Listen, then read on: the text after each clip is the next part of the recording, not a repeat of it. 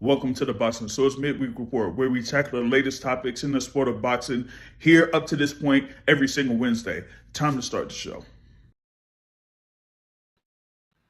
Mic check 1, 2, 3, 4, 5, 6, 7, 8, 9. Hopefully, you're able to hear what's going down and everything like that. We are here live with the Midweek Report here for November 19th, 2025. We got a lot of things here that we're going to be talking about in this edition of the Midweek Report. We're going to be sharing a few clips, I guess, from a lot of conversations that I had with fighters that are involved in fights coming up this weekend. Of course, we have the big event there for Ring 4 coming up in Riyadh, Saudi Arabia on Saturday night. And we also have a number of fight cards that's going to be on Saturday here within the U.S. Be involved in one of them here around my area, and we also have ProBox TV that does have a key bout that's coming up there within the super welterweight division. They're headlining the ProBox event. And we also have a fighter there from the area, the DC area, that's going to be part of that ProBox card that is there in, I think it's Fort Lauderdale, Florida, right? So we're going to be talking about all of that here in this edition of the Midweek Report. But we got to get into the whole thing here as far as like what's going down with Ring 4, and you have a number of fights there that's going to be on that particular card. So we're going to be going through each one of those, or well, not all eight of them. No, I ain't going to go through eight of these fights, man. But we have a number of fighters that are going to be active in this. So we wanted to see here if I could go ahead and first off share the screen here that has the fight order, or basically the fight order, or whatever it is, right? So let's do it.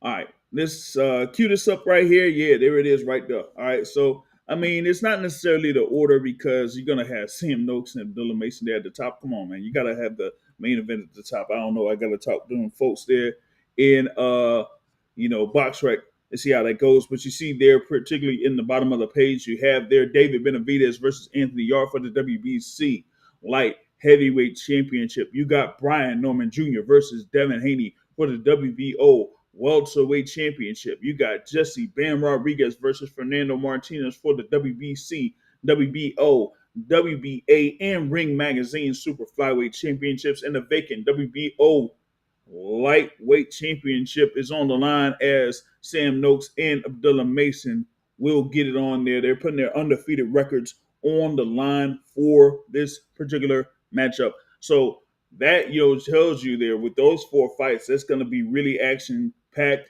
there, and probably one of the better cards that we have this year, at least on paper, as they say. Because hey, it's one thing to have great matchups or look like it's good matchups on paper, but with some scouting or whatever it is, you might have some people that have predictions that highly favor one fighter over another. So we're going to be talking about that because I'm going to talk about the odds for these fights here in this particular edition of the Midweek Report. But we got to start it off, of course, with the main event. There, as David Benavidez is going up against Anthony Yarde. Of course, David Benavidez, had his bout against David Morrell Jr. on February 1st in Las Vegas, and he was able to get a unanimous decision win there. After that, he was, pursuing the winner of Artur Beterbiev and Dmitry Bivol once they had their rematch that was later in the year. It was won by Dmitry Bivol, so Dmitry Bivol became the undisputed champion at the time. Okay, so once that happened, you had Benavidez that activated the mandatory, and well, didn't necessarily go through with that, as at the time they were trying to see about having the third fight, but then we find out, Dmitry Bivol's like, ooh, my back, oh, ooh, so that kind of like nixed all of that. And so now you got David Benavidez there with the WBC light heavyweight championship. And he's going up there against Anthony Yarde, of course, that's had, a couple of instances where he could have been a world champion in the light heavyweight division, but fell short against Sergey Kovalev and Artur Beterbiev in past fights. Now, here it is once again, him having the opportunity to fight for a world title there at 175 pounds. They're at 27-3 currently. Of course, had a 4-fight winning streak. So trying to go off that momentum right there, right? But David Benavidez, he's kind of been viewed by some in the pound for pound rankings. Right now, we do have, David Benavidez in the pound for pound rankings. That's going to be, I might, change it up a little bit or try to update it here after these fights that happened for Ring 4, because it's been a good while since we've changed it. Probably the last time was after we had Canelo Alvarez and Terrence Crawford in the ring in September, where Terrence Crawford won. Of course, he's the undisputed super middleweight champion, and so he is the number one pound for pound fighter right now. But you had David Benavidez is on the top 10 or included in the top 10. We also had Jerome Boots in this that's in the, around the top 10, top 16, as we have 16 fighters that we list here for the Boxing Source pound for pound. But you're also going to have another one involved in this fight card as well that we're going to be talking about a little bit later, right? But getting back to this here with David Benavidez and Anthony Yarde, I wanted to see if I could chime in or try to add in something here real quick. So what I want to do is I want to switch over to, conversation or parts of a conversation that I had there with David Benavidez. And this was like some time back, when they had initially made the announcement there for him going up against Anthony Yarde there. So I'm going to see if I could do that. I'm going to cue this up here, and we're going to hear from David Benavidez, and this time he'll answer like a few questions that I have for him at the time. So I'm going to see here. You should be able to hear me in the background, but we're going to cue this up here. So let's see if we could run this and see what David Benavidez has to say. I'm excited because I'm going to be fighting on Riyadh season, so there's going to be a lot of opportunities after this fight. But first things first, we got to get through Anthony Yarde. I know he's a tough fighter. He's a veteran. He's been in there with some great fighters, but I think, this is a great entrance to my Riyadh season debut. Tough fighter, but I'm going to be too much for Anthony Yarde. And like I said, I'm not going to back down from him. I hope he doesn't back down from me. He doesn't try to run around the ring, because I'm going to be in there, and I'm going to be trying to hurt him every single round. Yeah, and as many fight fans know, you don't back down from anybody. We've seen there your recent resume. You had the fight there with Alexander Kovacic. You had the fights there with Demetrius Andre and Caleb Plant, and recently with David Morrell Jr. And so you've pretty much had one of the best resumes in the sport of boxing, and that kind of like has you amongst those in the top pound for pound rankings. Now, with you defending this WBC light heavyweight champion, like how's it to represent the WBC there? Not only defending or being a champion there with the super middleweight division, but now as the WBC light heavyweight champion. I'll be honest with you, bro. It feels good, but it's not as satisfying as going in there beating somebody for it. I was expecting to, be in line for the title shot again, and I don't know. Something happened with I don't know what happened between Beterbiev and Bivol, that they're gonna have a trilogy, and now they're not going to fight for the third time. But it is what it is. We keep it moving. Like I said, I'm not going to dwell on that too much. Like I said, we're in a great position with Riyadh season. There's a lot of great fights to be made happen. So the opportunity is going to come sooner or later. All right, I'm going to pause that there real quick. I wanted to get this, cue this up here from that guy. Asked, is Yarde power really that great? I mean, interesting question right there. Interesting question. With Anthony Yarde having 27 wins and 24 of those wins by way of knockout, some would probably say that, hey, he could. But depends on, who the opposition is that he's stepped in the ring against. Like if I name a couple of guys that, he's been able to knock out or stop, right? You got, let's see here. I got a Diego Jair Ramirez. I got a Dak Spellman. I got a Alex Theron. I got Lyndon Arthur. Of course, he's fought Lyndon Arthur 3 times. You got Stefani Koikov, Jorge Silva, Marco Nikolic, and Rouse. Well, not even Rouse Wilkins, right?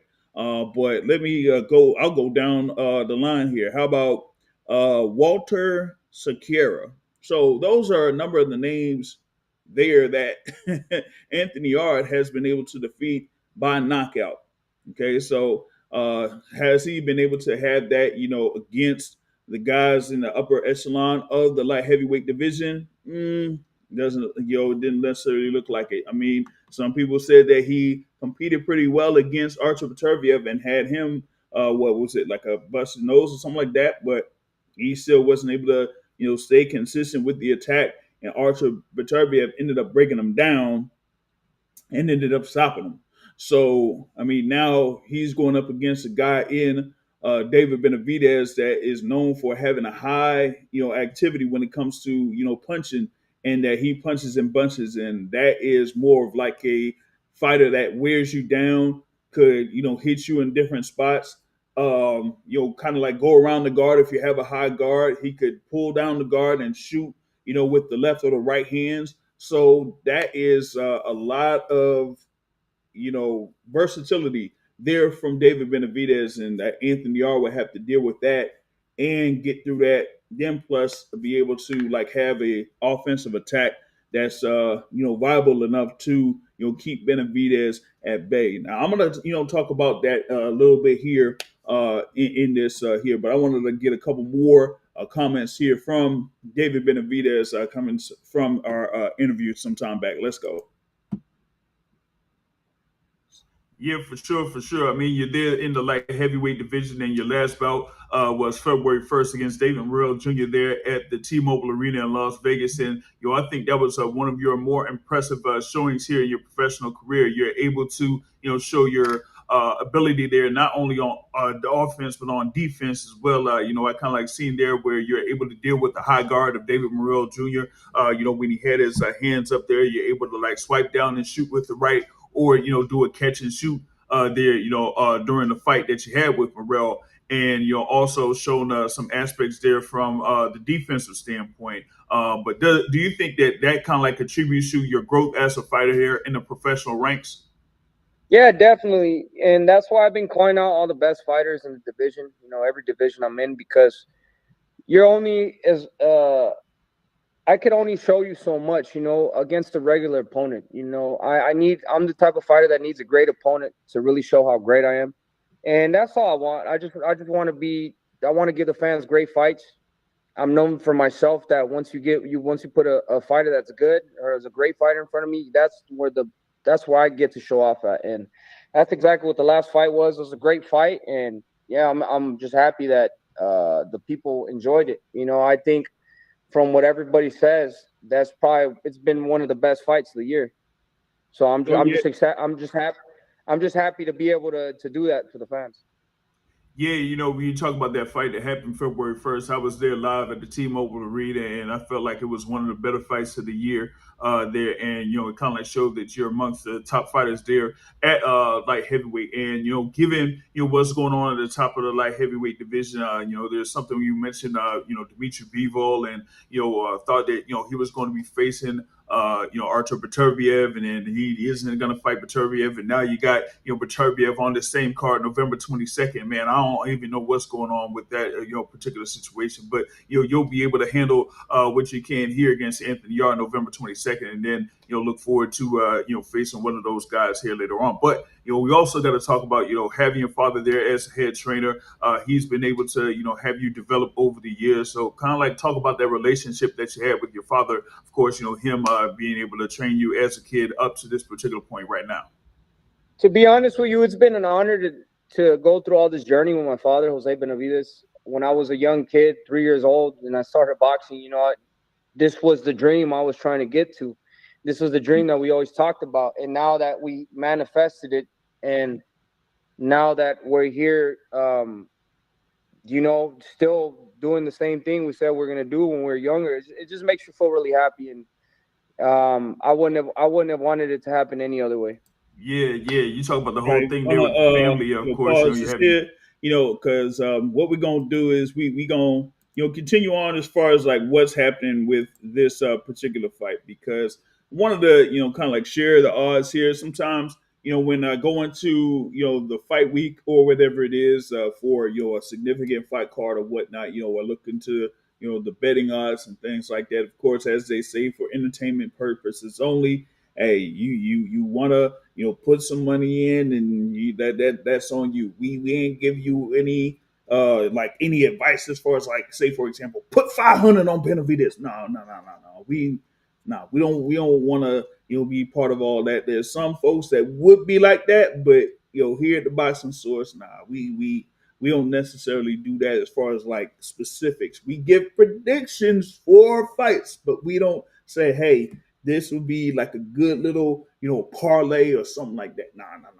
We got other folks that be doing that. You know what I'm saying? But here, going into this particular bout, this is the headlining bout here for Ring 4, right? And you do have like a lot of money going towards David Benavidez, right? From what I'm seeing here, I go usually with ProBoxingOdds.com that lists a number of the betting lines when it comes to this, right? And right now it's showing David Benavidez as high as a 20-1 favorite there, with Anthony Yard as a 9-1 underdog. And that's through Caesar. So that's what they got here so far. I'm trying to look here on the thing for DraftKings, right? And I wanted to see like how they have it in DraftKings, for updated joint. And right now they got David Benavidez as a 9-1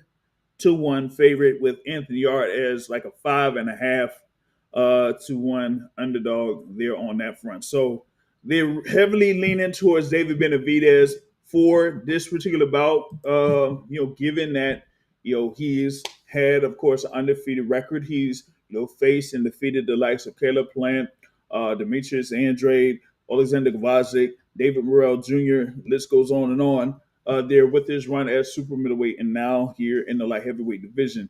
And so they kind of like feel like, hey, we're going to lean towards David Benavidez and getting the win here in this bout against Anthony Yard. Now, I did like talk a little bit in reference to Anthony Yard and what he may have to do in order to get the better of David Benavidez. And here with David Benavidez, it's like, hey, it's almost like he got to be him.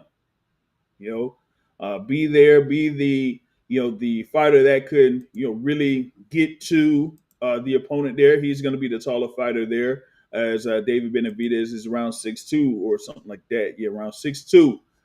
Kind of like my height. I'm around like 6'3", and Anthony Yard is there listed at 6 feet. So Benavidez is going to have the height advantage and should have the reach advantage, and his overall activity level is going to be definitely a problem there on this front here against Anthony Yard. So I'm also leaning towards David Benavidez here for the win, in that it could be something where he eventually wears down Anthony Yard, and he's probably gonna show more of his skills here against Yard, because I don't think he's gonna play around or toy with Anthony Yard a little bit. He's gonna be cautious at times, but at other times, when he sees the opening, he's going to take advantage of it. And if he sees Anthony Yard kind of like worn down, that's when he's going to up his offensive level, offensive output there on that front.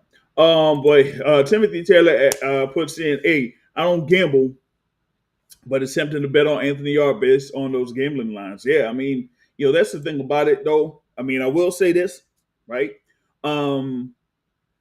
Given like the odds sometimes, depending on if it's like a 9-1 or 10-1 or anything above that, regardless of the result, sometimes it's tempting to do that. But here, at least in this particular instance, I'm definitely leaning towards David Benavidez there. I mean, I know that there was like one time, like years back, when you had the fight between Vasyl Lomachenko and Teofimo Lopez, that they had Teofimo by decision, and it was like minus 1100 or something like that. When I went there, so I was like, what, man, I think I'm gonna go for Teofimo by decision on that, and I just felt like at that time I was confident with that, so I went for it. And hey, that paid off big time. You know what I'm saying? Hey, 11-1 odds. Hey, you can't beat that. You feel me? But this time here, yeah, this one, Yeah, I know with it 9-1, around like 6-1 odds for Anthony Yard, that maybe it could be something, but like I was saying here, I just don't see where Anthony Yard like this time around could have the advantage and win and become the WBC light heavyweight champion. I think it's going to be David Benavidez here for the win, and that he's going to defend that WBC title, and then we're going to see what could be next for him because something tells me though that even though we had plans to try to get somewhere as far as like the um the light heavyweight division and those guys at the top of the light heavyweight division. And even though we had a little clip there in reference to what I was talking about with David Benavidez at the time, that was like good couple of months back when I had that interview. So at the time, Artur Beterbiev was looking like he was in line to be on the card. I think it was against Dion Nicholson, right? And now that fight has been kind of like scratched off. So that's like, if Beterbiev is not fighting Dion Nicholson, then what could end up being in the plans for Beterbiev here in the future? I don't know. I don't know. That guy here says, "Hey, yeah, yards, gas tank sucks, and Buddy isn't as active. It would be a surprise, which we as boxing fans love. Yeah, but I wouldn't hold my breath on that." Yeah, all right, gotcha. Yeah, man, for sure, man. Yeah, I mean, the thing with Anthony Yard, I kind of like talked about the fights that he's had where he's been able to win by stoppage. And in his 4-fight winning streak, he defeated Jorge Silva, Marco Nikolic, Ross Wilkins in the third fight there against Lyndon Arthur, which was in April of this year at Tottenham Hotspur Stadium. And that went, the full 12 rounds, right? So it's something to go from, Lyndon Arthur where, yeah, you get 2 out of 3 in those bouts. But if you really want to kind of be that contender there in the light heavyweight division, you might have to do a little bit more than that on that front, man. One time from a guy Z Pacino here in the building, man. What's going on with you? Checking it out, the midweek report. As I was saying there, man, I'm leaning towards David Benavidez for the win.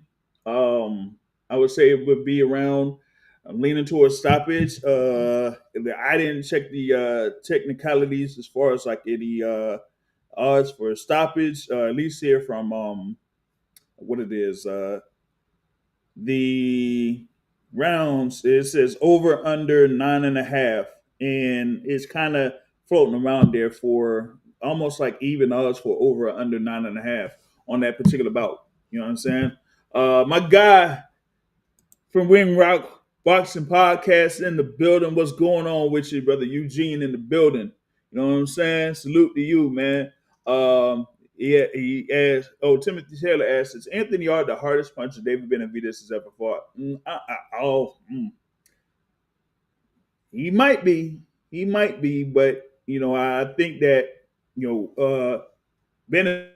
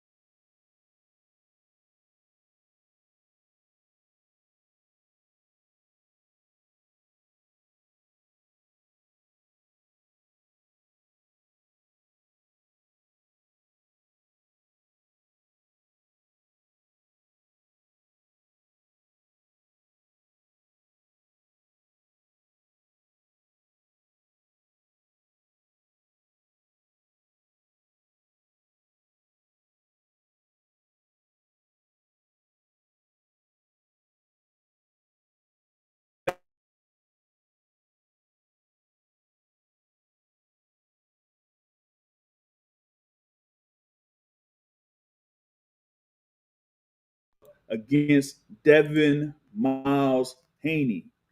All right. You got Brian Norman Jr. there at 28-0 with 22 wins by way of knockout. You got Devin Haney there at 32-0 with 15 wins by way of knockout. All right. It's going to be Brian Norman Jr. It should be his third defense of that WBO welterweight championship. Of course, he had the belt there, of course, when Terrence Crawford moved up from welterweight to super welterweight. And with Brian Norman Jr., he had his fight against Derek Cuevas on March 29th, was able to win by a technical knockout. Defeated Jin Sasaki in June of this year, knocked him out, probably a strong candidate for knockout of the year. And now he's going up against Devin Haney here, of course, who has been a multi-division world champion. He has been the undisputed champion at 135 pounds. He has been the WBC champion at 140 pounds. And, of course, he had his fight against Ryan Garcia. That was no contest, ended up being a no contest, as initially he lost by decision, but it was changed to a no contest because of Ryan Garcia testing positive for, 15 different substances or whatever it is. I don't know. So we got to see, how that works on that front. Real quick, going back to this thing here, with my guy Eugene of Ring Walk Boxing Podcast, he says he feels that Beterbiev hits harder, but Benavidez has more punch volume and speed with his hands. Yeah, Yard is durable, but worry about the muscle mass. Yeah, and I felt like that was the thing there that fatigued him, particularly in his bout against Kovalev, right? Because he was doing pretty well. He was doing pretty well for those first 4 or 5 rounds, and then he ended up gassing out. And I remember that he basically just got knocked out by a jab. He got hit with a stiff jab there from Sergey Kovalev, and then he went down, and he didn't get up or nothing, man. So yeah, he was pretty much like exhausted and done by that point. And going up against a high volume fighter like David Benavidez at this point, yeah, I'm not too keen on having Yard being able to pull it off here. But hey, as they say, boxing is the theater of the unexpected, so we'll see how that goes on that front. Timothy Taylor says Devin Haney is the most hated fighter on social media for no valid reason. Hey man, I don't know, man. You got him being a polarizing fighter on social media. You got someone like a Tank Davis is a polarizing fighter on social media. You got like Shakur Stevenson. A lot of people don't like him. There's a number of people that like him. So Devin Haney has a lot of that interest here. So it's going to be something with this fight against Brian Norman Jr. Okay. Now, I was talking about, his fight that he had against Ryan Garcia last year that ended up being a no contest, but he was down on multiple occasions over the course of that fight. And that to me, said that there was something up with him as far as his like overall defense and how he kind of like defends in certain situations, particularly against fighters that are around his size or bigger or taller or something like that. Like all fighters where he has like a reach advantage, height advantage, something like that, like he won't have that many issues with them. But if it's the opponent is like around his height or taller, might have a little bit of a height advantage, then he might have issues there on that front. And so here with Brian Norman Jr., Brian Norman is around that same height though, and has a reach of 72 listed. And that's a little bit of a longer reach than Devin Haney. So we got to see how Devin Haney is going to be able to deal with Brian Norman Jr., particularly in the mid-range. I've said like for a while that Devin Haney in the mid-range might have some issues with Brian Norman Jr., especially when Brian Norman Jr. has like power in both hands. So we'll see how that goes there on that front. Shout out to my guy Jake Pylon in the building. He says Devin Haney should fight Jake Paul after Jake's loss to Anthony. Jake loses to Anthony Joshua. Yeah, we still had that fight coming up here, on December. Yeah, I'm still like, man, hey. Anthony Joshua did Jake Paul a solid, man, by being on for that card around that same price range. So that was the thing on that. Oh man, it said Paul probably gonna retire, moving to just doing promoting. We'll see. Depends on like how much he, what happens here and uh how that goes. Oh, he also says, I hope Canelo comes back for Benavidez. Nope, nope. That ship is sealed. Sorry, Jay. I'm sorry, my guy, but that ship is sealed. Sealed like back in 2023 when initially Canelo Alvarez chose to fight at the time Jamal Charlo instead of David Benavidez. After that, well, y'all could pretty much like kiss that goodbye. My guy Timothy Taylor says that Ryan Garcia used PEDs to miss weight by 4 pounds and couldn't crack an egg when he had to make weight and fight clean against Romero, and he got knocked down by a couple of hooks. So I mean that was that. But hey, shout out to Jake Paul. Yeah, Rolly had his number. He had it in the. They said he had it in the amateurs and here in the pros, same thing. But that's kind of like how that was there when it came to Rolly Romero and Ryan Garcia earlier this year. But back to this thing here with Brian Norman Jr. versus Devin Haney for the WBO welterweight championship. As I said, it's going to be the third defense there for Brian Norman. Props to Brian Norman. He's going to have 3 fights this year, as I said, with the Derek Cuevas fight in March, with the Jen Sasaki in June, and now this fight here coming up on Saturday against Devin Haney. So we got those 3 things there coming up on that front, right? And for Devin Haney, as I said, we seen this bout against Jose Carlos Ramirez. I said that this first couple of rounds, man, I thought he kind of did his little bit of impression of maybe Shakur Stevenson or something, because he was just using like distance and range and keeping weight off from Jose Carlos Ramirez. But on the other front, Jose Ramirez wasn't really doing much of anything at all. So I was like, man, if you see that your opponent's not really doing that much, step it up. And you only seen that happen a couple of times there with Devin Haney, as far as like being able to throw in the mid range or up close. And then after he did that, he just went back to, fighting on the outside, having his back to the ropes and all that type of stuff. You know what I mean?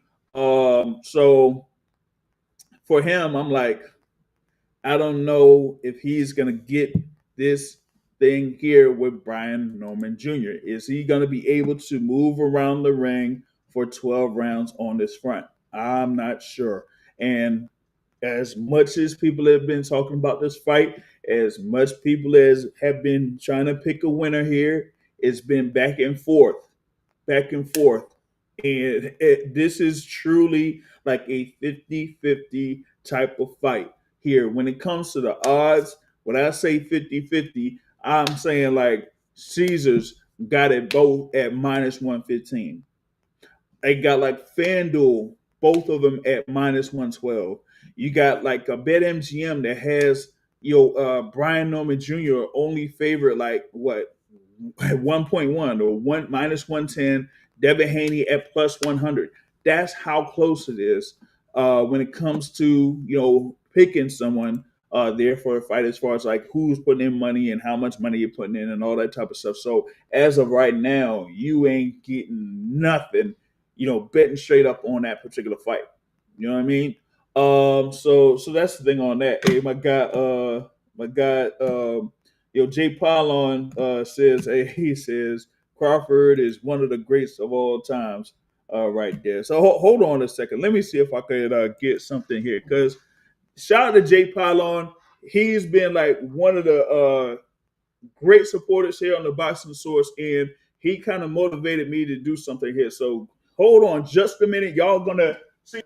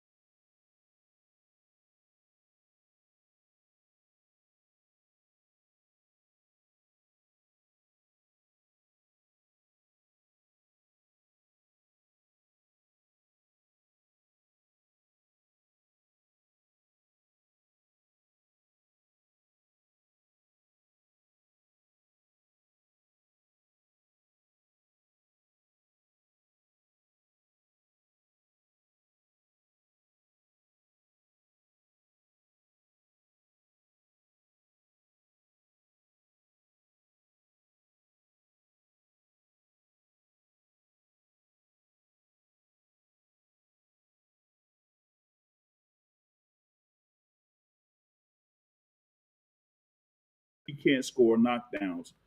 That is something. All right, you able to y'all able to hear me on this? Let me see, cause like I said, this thing kind of like switches the input or whatever it is.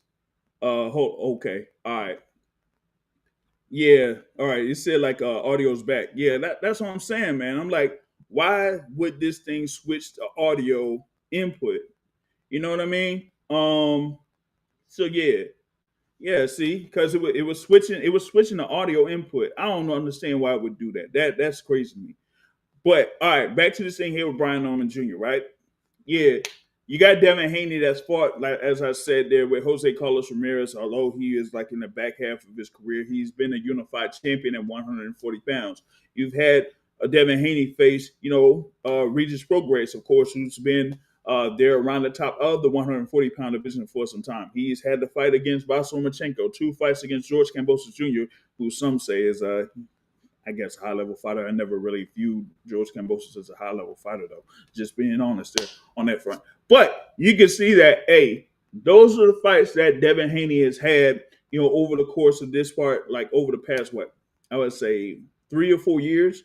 And so that's why, like, Devin Haney is going into this fight, like saying, hey, there's levels to this. I face top competition. You haven't faced anyone around my level or anywhere close to my level yet. But with Brian Norman Jr., is approaching this like, listen, man, I mean, it don't matter who's in the ring there against me. I'm going to be me and, do my thing. And it's up to you to stop me. It doesn't matter like who you fought. You haven't fought me yet. So you feel me? So it's like, hey, if Brian Norman Jr. goes in there with that type of thing, I think that's going to be something there. Let's see. He says, let's see. Brian Norman should be able to beat Haney. Hold on a second. Wait a minute.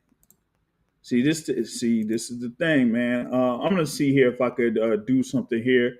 It's dadgummit. I'm gonna get Rumble on this because this is the stuff that I've been trying to get fixed. And if it's like one thing happens, it throws things off, it'll throw the entire thing off, right?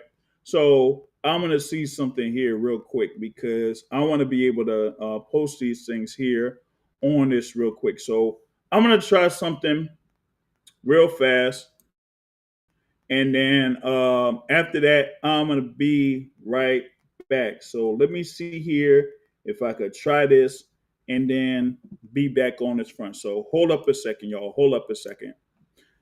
Bear with me 1 second, y'all.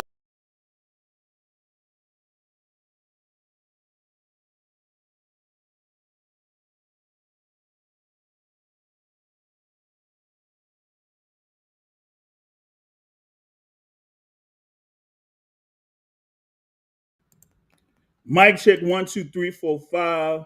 1 2 3 4 5. All right, I should be back. I should be back. Hopefully, I am fully back with y'all. Let's see here. Should be able to check in and everything like that. So just mic check 1 2 3. Hopefully y'all are able to hear me on this front. So I should be back and everything like that here. So I'm trying to see if this kind of like repair things a little bit, but yeah, still for me to not kind of get this completely working, that's not a good look at all. Therefore, for Rumble as a streaming platform, through or synchronizing OBS Studio with it and that type of stuff. So nah, that can't work. That can't work. You know what I mean? So with that being said, wanted to get back to the thing there with Brian Norman Jr. Right? So Brian Norman Jr. is going in there, with a silent level of a little bit of confidence going into this fight, and seeing there that it's more about who has more to lose on this thing, right? Some people say it's Brian Norman Jr. because he's the one that's been there as the defending champion, all that type of stuff, and having these bouts here at 147 pounds. But given with Devin Haney and his track record, Some people have Devin Haney included in the pound for pound rankings, right? So him losing to Brian Norman Jr. that could be a big blow there for Devin Haney on this front. I mean, all right, see, all right, let's see here. Yep, so I'm able to pin and unpin. All right, bet. So there we are. Timothy Taylor says, I don't like when fighters come into big fights thinking that they could just run over a former undisputed champion. Yeah, yeah, that's something there, but that's kind of like the confidence that Brian Norman Jr. has in his front, or at least in this particular matchup. So, and for me, I've said this for a while. I'm leaning towards Brian Norman Jr. for the win. And the reason why is that, even with Devin Haney, having these wins for the undisputed lightweight championship, even though, having the decision win over Vas Lomachenko, where, a number of people felt like Lomachenko may have had the nod in that particular bout, right? Even though Devin Haney has had the win over Regis Prograis, right? And become multi-division champion, 2-division champion up to this particular point, that they don't necessarily see that next element there from Devin Haney that says, okay, he could really have opponents like a Brian Norman Jr. in serious trouble, especially someone like a Brian Norman Jr. who has that knockout ratio that he has there with his 28 wins. You compare that to a Devin Haney that has 32 wins, but like 15 wins by way of knockout. And the thing is like, is his skill level to a point where it's way above a Brian Norman Jr.? We'll have to see. We'll have to see. You know what I mean? Jay says, yeah, I think Devin Haney is great, but it's a case of Brian Norman Jr. having his big night. But we'll see. Maybe Haney is hungry and he is super skillful too. I mean, you do see sometimes where Devin Haney can show that skill. Like in his first fight against George Kambosos Jr. over in Australia, he was able to do that and completely neutralize George Kambosos at the time. But we'll see how it goes. Says Timothy Taylor says Dev wins, he could get more big fights. If Brian Norman wins, what other big fights can he get? Great question. And actually, that is a supremely great question, because there was something there that I had seen in reference to Devin Haney when it comes to his involvement with Riyadh season. Okay. So it looks like he has a deal with Riyadh season where he would be fighting a few times under Riyadh season. I think there may have been some reports that they might try to tie in Devin Haney and David Benavidez in another fight card in 2026. But that remains to be seen. But with Devin Haney, if they say, "Hey, we got a multi-fight deal under Riyadh season with Devin Haney," they really would want to have Devin Haney score the win here against Brian Norman Jr. and probably move forward, even though it's a voluntary defense for Brian Norman, right? With him being the WBO champion. Okay. Like a lot of people say, hey, maybe we could still get a rematch with Devin Haney and Ryan Garcia. Maybe we could get something with Devin Haney and the WBC champion Mario Barrios, or something there with a Rolando Rolly Romero, or anything like that. So they're like the possibilities. They have a lot of possibilities that's out there for Devin Haney, given his name, given the following, given who he's fought and whatever, right? With Brian Norman Jr., a number of people don't know what could be next for Brian Norman Jr.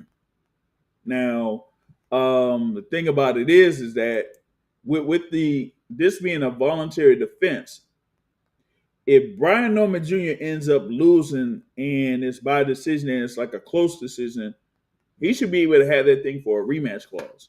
But will they go ahead and have him be able to have that rematch? That's a whole nother story, given, like I said, the following that Devin Haney has, right? But if Brian Norman Jr. wins, listen, especially if he wins by stoppage, that could get him real traction in the welterweight division. Get him real traction in the welterweight division. You could see him in the mix against, as I was mentioning there, like a Mario Barrios, or against a Rolando Rolly Romero, if they're able to do that as far as like unifications go. What would we have? A Lewis Crocker as the IBF champion. No one really knows what could be next for the IBF champion there after he got the vacant IBF welterweight championship, right? So you could have unifications that are in the plans for Brian Norman Jr. You could have maybe a defense in his hometown of Atlanta, Georgia, particularly if he does get a knockout victory over Devin Haney, right? So that could generate interest to say, hey, we got the WBO champion. He was able to get a stoppage win over Devin Haney. We're gonna put him there in I don't know, the Hawk Stadium or whatnot. You feel me? So let's see how that goes. You know what I mean? But yeah, the thing is with Devin Haney, yeah, we see like a lot more possibilities of a big fight with the Devin Haney in comparison to a Brian Norman Jr. here. But we will see how that goes. Shout out Dante Boxing Talk. Says he likes Tiger Johnson and Rohan Polanco. Those are tough fights for these champs. Yeah, you got Tiger Johnson, of course, coming off of his win there on ProBox. He was able to score a stoppage win on that front there against Nicholas Flores. Very impressive performance there. And, I've said in the past that there's been some chatter about Tiger Johnson potentially facing Brian Norman Jr. There's been some talk about that. You got Rohan Polanco, that's undefeated also. That's been there on a number of top ranked cards, particularly at the theater at Madison Square Garden. Now, I think his fight there was July 26th at the theater at Madison Square Garden there for that top ranked card. So we got to see what's going to be there in store for Rohan Polanco. He's had a lot of praise there from some folks within top rank. So we'll see what goes on, or what are going to be the plans there for a Rohan Polanco and a Tiger Johnson here coming up for 2026. It said Brian Norman Jr. and Jerome Bouts are in the same position where the other champions in their division are going to freeze them out. Yeah. Yep. I mean, you got the thing there with Boots Ennis. I mean, he's right now, currently the WBA interim champion. Okay, they thought that they were going to be able to get him to, go for the WBA championship next. But they just, of course, they announced there with Abbas Barao as the WBA champion going up against Xander Zayas, the WBO champion, at the end of January. So January 31st. But you know what, though? I mean, he could be like, y'all could go ahead and have that fight. If I'm the WBA interim champion, and I could pretty much get dibs on the winner, whoever has both of those belts. So he could be like, hey, y'all go ahead and handle that. I just want the winner. So we'll see how that goes, particularly on the side of with Xander Zayas. If he ends up getting a win over Abbas Barao and becomes unified champion, how will Top Rank approach it with Jerome Boots Ennis if he invokes that mandatory for the WBA on that front? We'll see. With Brian Norman Jr., WBO champion, I named the other champions there at welterweight. Hey, I don't know what's going on with the IBF champion there. I think was that Lewis Crocker, as I mentioned. But you got, Mario Barrios. They were saying maybe Mario Barrios could be fighting Ryan Garcia in 2026. They were saying like the thing there with Rolly Romero or whatever it is. What is that? Manny Pacquiao, right? Yeah. Mario Barrios, you had Manny Pacquiao versus Rolly Romero, and you got Mario Barrios versus Ryan Garcia. So we'll see how that. We'll see if anything comes out of that. And then the rest of the welterweight division is like, who knows? But given that Brian Norman is signed under Top Rank, and as we mentioned there with Tiger Johnson and Rohan Polanco also under Top Rank, we'll see if maybe they match Brian Norman up with one of those guys if he gets this win over Devin Haney and stays the WBO champion. You got BBO Sports TV in the building. Yo, salute to you. Now, as I was mentioning there with the odds, even odds, almost like all across the board, right, for this particular fight. Now, I've been saying this for a while, and I gotta stay with it. I gotta stick with it. I'm leaning towards Brian Norman Jr. for the win. I don't think that Devin Haney has something or an element that could throw off Brian Norman Jr.'s patterns or whatever it is. So we got to see how that goes on that front. Uh, Timothy says when I mentioned Xander Zayas, right? Zayas will get Canelo treatment if he becomes a unified champion, and Boots will get treated like David Benavidez. Ooh. Ooh. You could see that. Listen, Top Rank is known for building their fighters and building them up and having their get the momentum, as much momentum as possible, and keeping things as in-house as much as possible. They could do that with Xander Zayas, particularly with him having that unification bout against Abasparao in Puerto Rico. And then after that, they could set up something for him to make a defense of those unified titles over in New York City. That could be something there to, look out for. All right. But he still has to take care of business against Sebastian first. I mean, we saw what happened, in Orlando, right?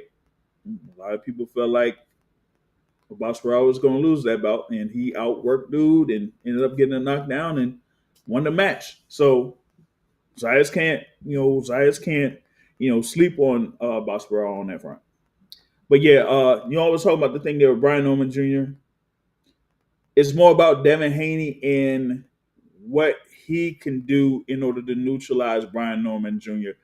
I don't see it, and I think people are going to be surprised with Brian Norman Jr. and what he'll be able to do in the ring there on Saturday night. We'll have to see how that goes, but I'm leaning towards Brian Norman Jr. on that front. All right. The other two fights on the main card, you got the unification bout. They're in the super flyweight division. You got Jesse Bam Rodriguez versus Fernando Martinez. Two fighters there undefeated. Bam Rodriguez is the WBC, WBO, and Ring Magazine super flyweight champion. Fernando Martinez is there at 18-0, the WBA champion there, hailing from Argentina. You got, of course, Jesse Bam Rodriguez from San Antonio, Texas.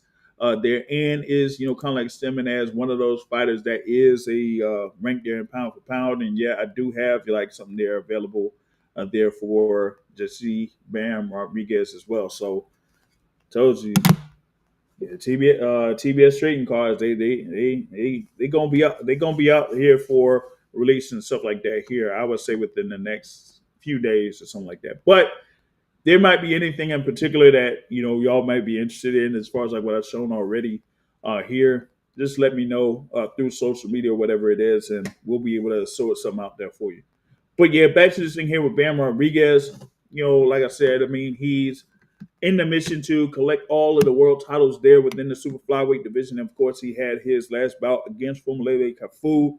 There was able to maneuver a little bit because Cafu was moving pretty good as far as like his spacing and things like that, and trying to get out of the way a couple things and tag Bam Rodriguez a couple times, but he didn't necessarily have much power behind his punch and really couldn't stop the forward momentum of Bam Rodriguez. And hey, it took some work, but that kind of like shows his ability as a fighter there to be able to neutralize the movement of Fumulele Cafu in that last bout and was able to get this stoppage win there. Of course, folks know about his win over Ron Francisco Estrada last year, right?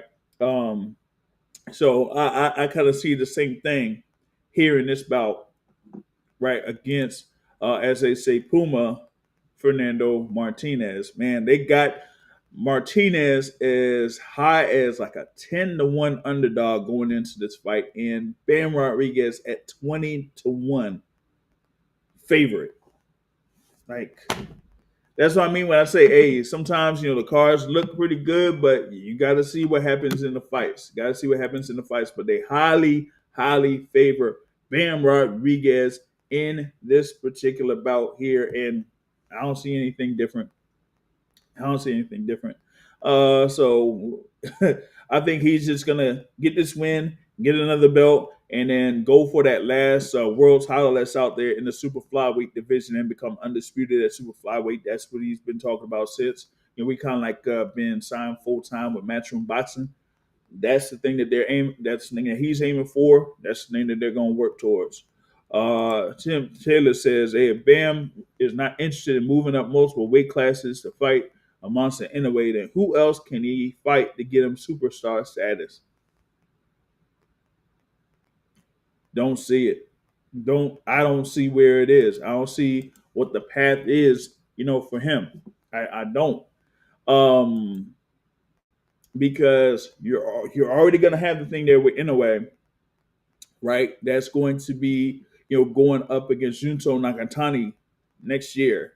They're building up towards that. They do have fights on December 27th in Riyadh, Saudi Arabia. So once they get through those fights, then you're gonna see Naoya Inoue and Junto Nakatani going up against each other for the undisputed super bantamweight championship, and that fight better be in Japan, not no Saudi Arabia, none of that. No, nope, don't do that. It better be in Japan. All right. So you got those that's happening, right?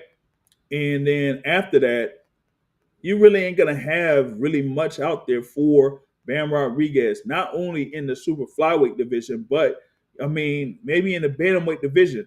But there's only one fighter that could potentially be that guy for Bam Rodriguez. But do people really think that fighter is going to be ready for him, even though he has a chance to become a world champion there in that particular division in bantamweight?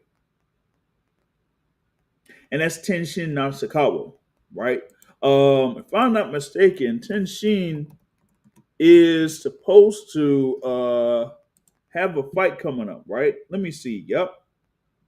It's going to be on November 24th against Takuma Inoue for the vacant WBC Bantamweight Championship. That is a big, big fight there that's coming up, right? So don't sleep on that, right? So if Tenshin ends up getting that win, he would be 8-0, and he would be the WBC Bantamweight champion already. And so I'm like, well, yeah, even though he's going to only have 8 fights, maybe it'll take a couple more fights there for Tenshin to have a couple of the defenses of that title. But as far as like overall popularity, Tenshin is like right around there, right up there with Naoya Inoue in Japan. So if there's like anyone else, maybe for Bam Rodriguez, I would say Tenshin. But outside of that, nobody's really out there within those two divisions, 115 and 118. It's just not there anymore. He's already beaten all of the guys that were part of that previous era of super flyweight. So now it's like, okay, let me just get all of these belts and then see what could be next up for me. And if he moves up to the the bantamweight division, then you really don't have that much outside of Tenshin. Maybe this is a stretch. Maybe Nonito Donaire, but we have to see if Donaire is going to be vying for the WBA World Championship later on down the line. He's already the interim champion, but we'll see if he goes for that WBA full title there at bantamweight. Remains to be seen there on that front. But that's what I got on that. Now, want to get back into this thing here. We're about an hour in. Salute to everyone that's been watching this midweek report here live. Hit the like button, hit the share button.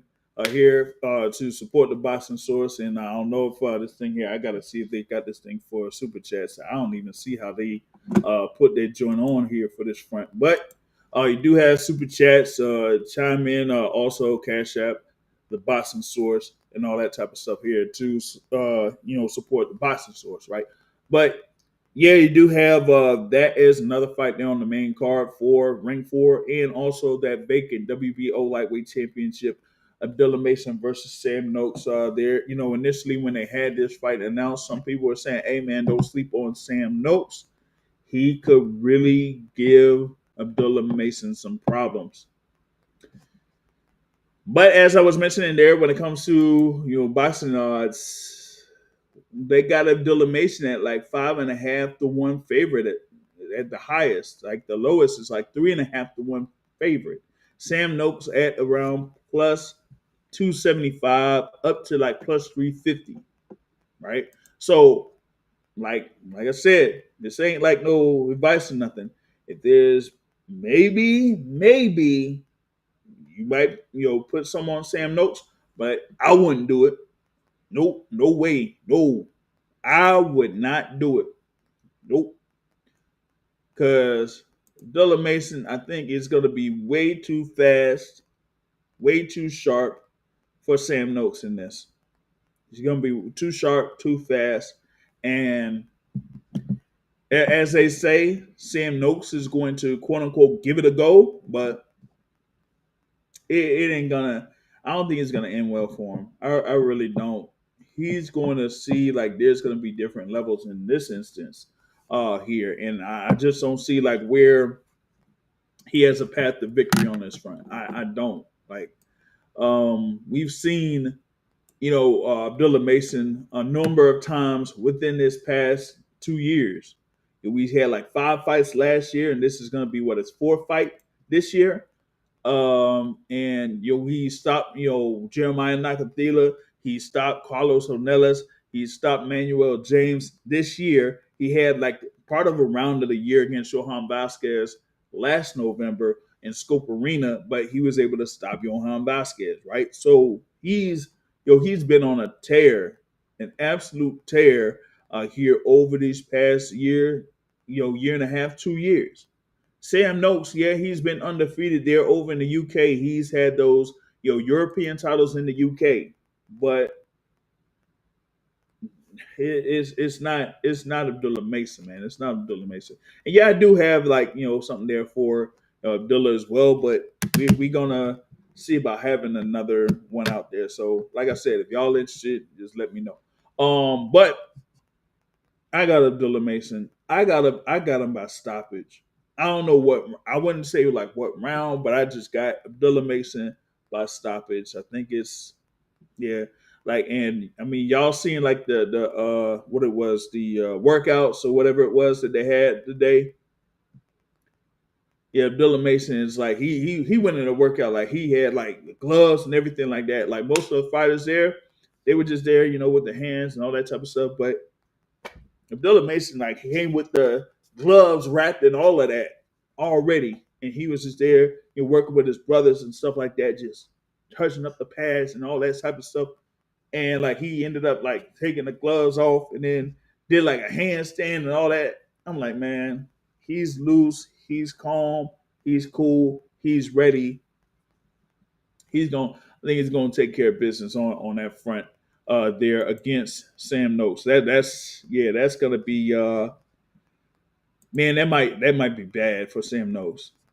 Just being real, it might be bad for Sam Noakes there on that front. All right. So you got those 4 fights there on that card. You also have Vito Milnicki Jr. versus Samuel Moma on the card there. Samuel Moma is undefeated at 21-0. Vito Milnicki Jr. has that record of 21-1. It looks like they're leaning towards Vito Milnicki Jr. on this one because it's not really something where the odds are like that close on that front. So you do have that. They have Muhammad Alakel, this part of this fight card. Sultan Al Muhammad on this fight card, and you got what is this? Julio Porras Ruiz versus Pius Impenda. Yeah. I just butchered that particular fight or whatever it is, right? Yeah. So you do have that, right?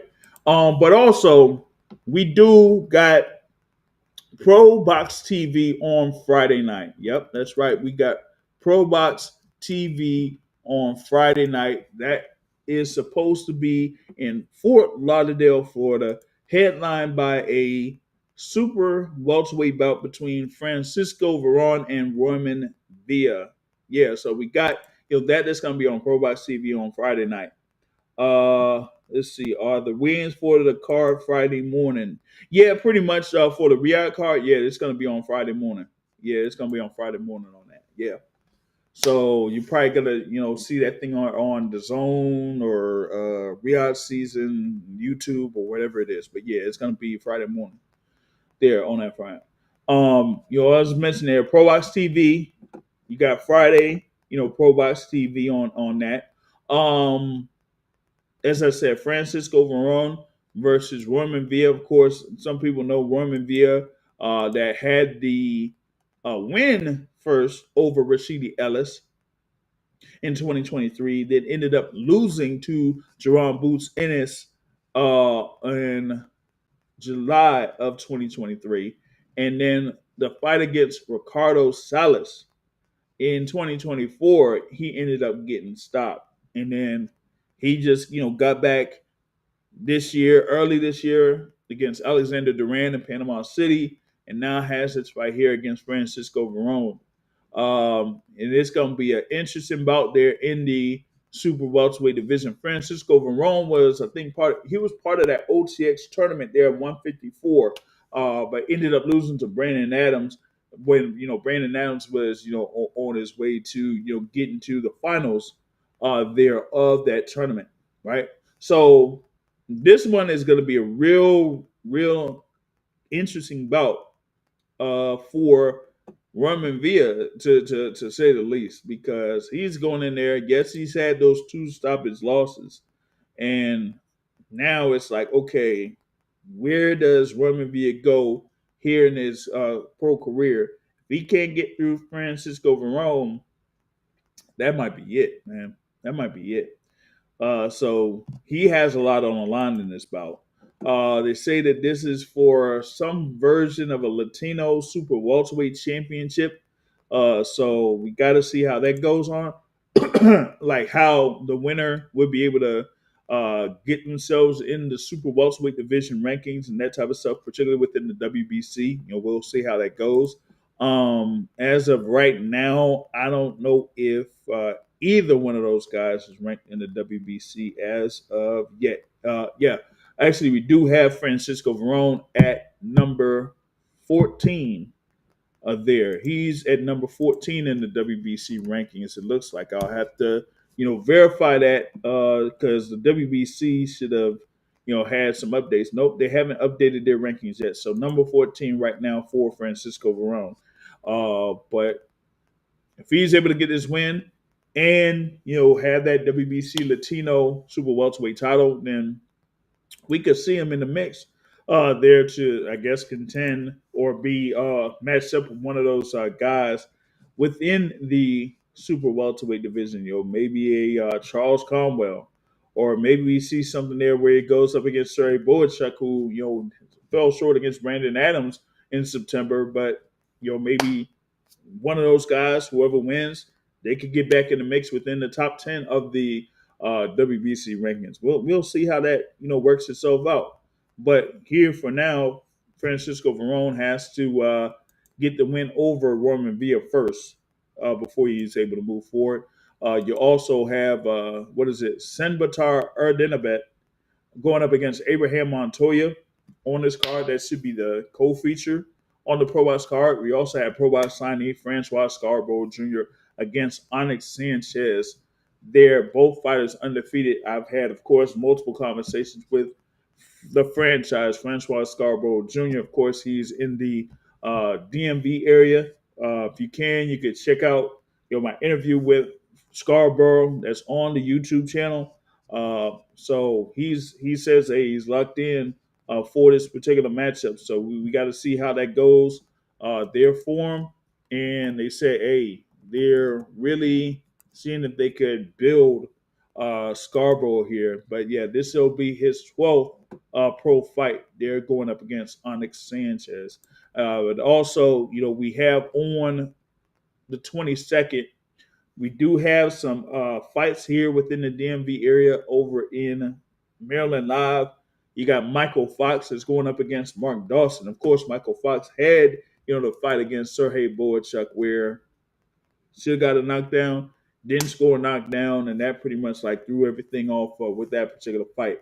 But now, he's in this headlining the fight card there against Mark Dawson. They had that for, as they said, the Universal Boxing Organization Continental Super Welterweight Championship. Yeah, that's a lot to say, but yep, that's what we got. So we got a lot of those fighters there that's involved in the card. You're going to have Nasheed Smith that's going to be on this card. You're going to have top-ranked signee Derek Scooter Davis that's going to be on this card. You're going to have Esri Turner on this card, Brandon Chambers on this card, Jakeem Hutchinson. It's also, part of Hillcrest Boxing Gym in the area that's on this card. Amal Muhammad Jones, they're included. You got Makai Phillips that's on this card as well. I've spoken with a bunch of these fighters that's involved in this Jeter Promotions card. So you can, if you're in the area, you'll be able to check them out. They're at Maryland Live. So that's a stat card there. And if you follow the Boxing Source on Instagram or Facebook, you'll see like a little bit, a few clips from the interviews that I've had with a number of these fighters that are involved in fights this weekend.